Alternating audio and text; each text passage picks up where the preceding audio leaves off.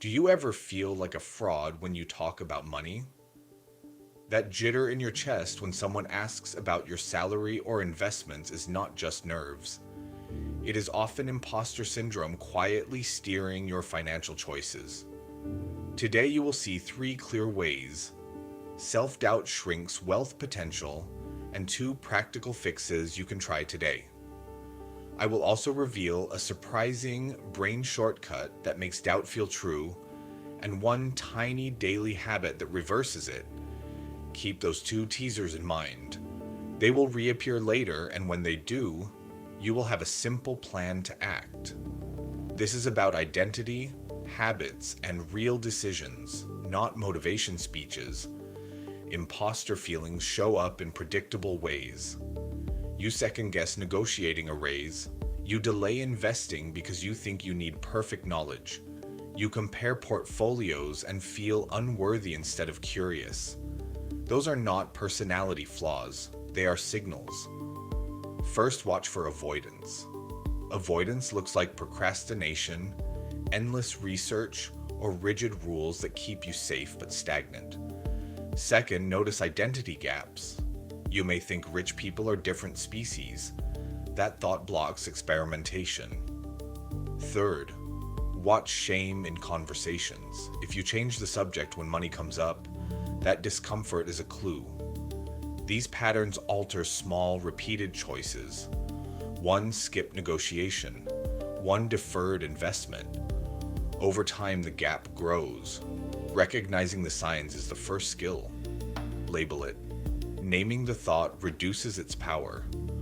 When you say out loud, I feel like a fraud about money, you stop living inside the thought. That simple move creates space to test one small behavior. Keep an eye out for avoidance, identity gaps, and shame. They are the fingerprints of imposter syndrome. Imagine this real moment. You are at a store holding two jackets. One is safe and cheap.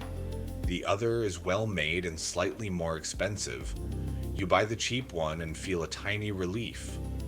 Later, you think you wasted money because it wore out fast. Why did you choose the cheaper jacket? In many cases, imposter feelings push us toward immediate safety. We fear being judged for spending on ourselves. That fear fuels frugality. That looks smart at first but costs more over time. This small spending moment repeats hundreds of times. Each repetition reinforces the identity story you tell about money. If you believe you are someone who should not invest in quality, your budget follows. The opposite is true too. If you allow a few intentional purchases that align with your values, your identity shifts. The jacket story shows how everyday choices become identity statements. That pattern is fixable.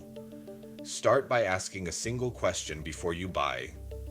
Does this align with who I want to become? Use that question to interrupt autopilot.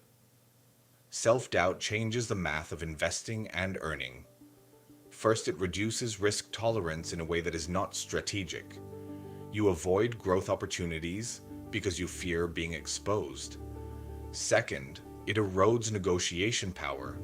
If you secretly believe you are less deserving, you under-ask or accept unfair terms.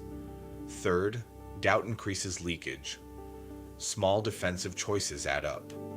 Avoiding fees today might cost investment growth tomorrow. Neuroscience shows doubt triggers a threat response. The brain prioritizes safety, not long-term goals. That is why imposter feelings feel urgent, even when the real risk is missing. Compounding returns or promotions. The good news is decisions are modular. You can separate feeling from action, create pre-commitment rules, automatic transfers, scripted negotiation lines, and review windows for major financial moves. Those systems reduce the influence of shame in the moment. You are not trying to become perfect. You are trying to become predictable and kind to your future self. That is how doubt loses leverage over your money. Here is a workplace moment many will recognize. A colleague wins a promotion and you feel relief for them. then a whisper of unworthiness. You stay quiet when your manager asks, "Who wants a stretch project?" You think others will find you out. That silence costs money. Missing a stretch role means missing raises, bonuses, and visibility. One manager told me she was passed over because she waited to be asked. Another mid-level analyst believed she was not leadership material and declined a cross-functional assignment. Months later, she saw the promotion go to someone who took the risk. This is identity acting like gravity. The belief I am not leader material pulls decisions downward. The fix is incremental claiming. Say yes to small stretch tasks with a clear learning goal. Script a simple pitch for your next role. Practice in safe settings. Gradual claiming reshapes identity. Over time, your actions create new evidence and the whisper of unworthiness fades. Now let us get tactical. Start with accountability systems. Automate savings and investing so feelings do not get a vote. Second, design micro experiments. Try low-cost negotiations, mock client calls, or small investments and treat them as learning, not judgment. Third, externalize evidence. Keep a visible list of wins.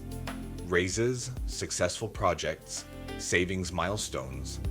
Add to it weekly. That list becomes objective data when feelings attack. Fourth, practice language shifts. Replace "I am a fraud" with "I am learning and I can try." Fifth, build a feedback network. Find 2 people who will give candid support and push you to act. These steps work because they target behavior, not belief. Behavior changes identity through repetition.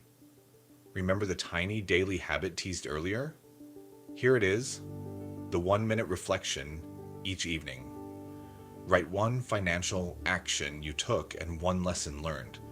That single habit accumulates evidence and weakens doubt. Start tonight. Confidence is not a feeling you wait for.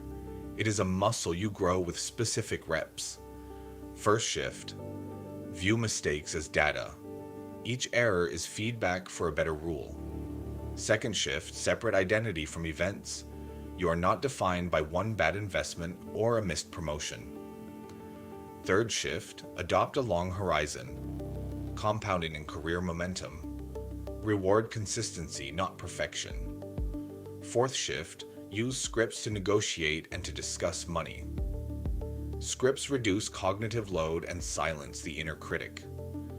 Fifth shift, celebrate small wins publicly within a trusted circle. Social proof changes identity faster than private thinking. Now let us close one open loop from the intro. I promised a surprising brain shortcut that makes doubt feel true. Here it is. The brain treats social threat like physical threat. Social evaluation activates survival circuits. That means self-doubt will always feel urgent. Understanding this biological basis is empowering. It explains why the feeling is loud and why rules and scripts beat it. Use that knowledge to design your reps. Comparison fuels imposter syndrome. Social media shows curated outcomes and your inner critic draws harmful conclusions. Instead, reroute that energy to curiosity. Ask what steps the other person took and what you can try at your level. Create a learning plan with monthly experiments and quarterly reflection. Keep the 1-minute reflection habit and a wins list. When you compare, let that be a prompt to research, not self-judgment. Now reflect on your own story. Which moments showed avoidance or silence? Which moments revealed courage? Write them down. The final move is generous curiosity. Assume the world is not out to expose you. Most people are opportunistic, not evaluative. Your value does not require perfection. Close the final loop. The tiny daily habit I suggested and the brain shortcut together form a system. The habit builds evidence. The brain insight explains why the habit is necessary. Together, they shift behavior and change identity. If this landed, try the 1 minute reflection tonight and add one scripted sentence for your next money conversation. Small reps beat big motivation. If you want more deep dives on behavior and money, stick around and watch the next video. Quick recap. Imposter syndrome shows up as avoidance, shame, and muted ambition. Small choices compound. 2 shifts help most. Build systems that reduce feeling-driven decisions, and run micro-experiments that create evidence. Use the 1 minute reflection habit and scripts to act even when doubt is loud. Remember, the brain treats social threat like a physical alarm. That is why rules win.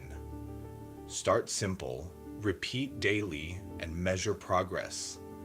Identity changes through action, not affirmation alone.